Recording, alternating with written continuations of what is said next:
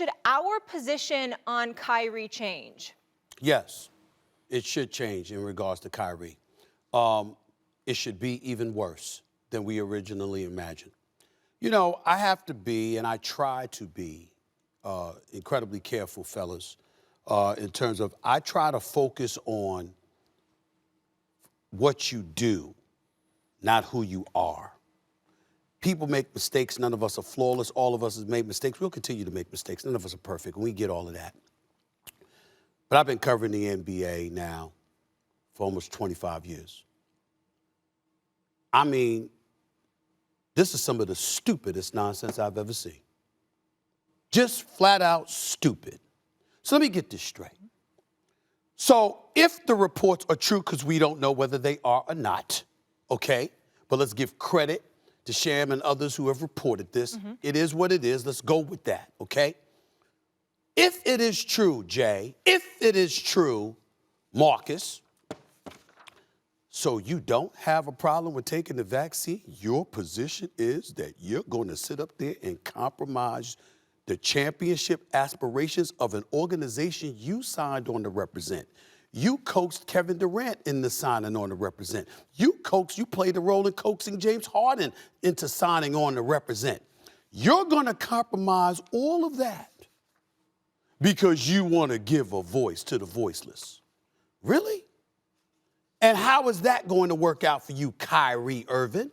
You're going to disappear from the game of basketball? Who the hell is going to be interested in what you have to say when you have proven that you can't even be trusted enough to do your damn job? A job you volunteered for. This ain't the military where you were drafted. You chose to play basketball. You chose to enter the NBA. You chose to sign that contract as a free agent to go to the Brooklyn Nets. You chose Brooklyn as your destination. You chose the Nets franchise to represent. You asked KD and James Harden to come on board with you in Brooklyn to establish your own legacy, and then you leave them hanging. Because of what exactly? Your own individual principle? I am not calling Kyrie Irving stupid.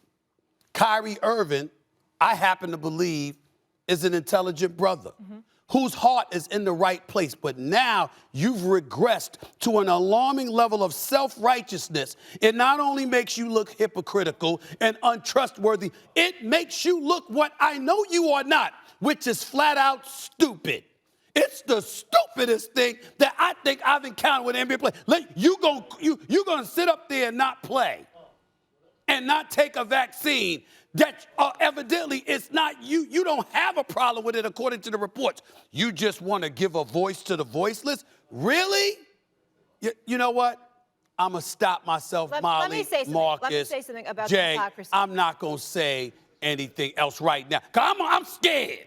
I'm actually scared for the rest of the show. Okay. And what I might say. All right. Go ahead. Jay, before I come to you, because I know you have information on this subject, I just want to say, Stephen A., when you bring up the issue hypocrisy, I think there's two issues that stand out to me. One, he wants to be a voice for the voiceless, but we haven't heard from him. So if you want to stand up, you have to speak out on these issues so we understand. We can't just, hear a story and we're not even sure whether it's true or not. And the other piece is that he's upset about people losing their jobs. But what about all the people that lost their lives during this pandemic? That's another piece of hypocrisy. So those are the two issues I struggle with. I love a philanthropic heart, but it just doesn't seem to be consistent here, Jay.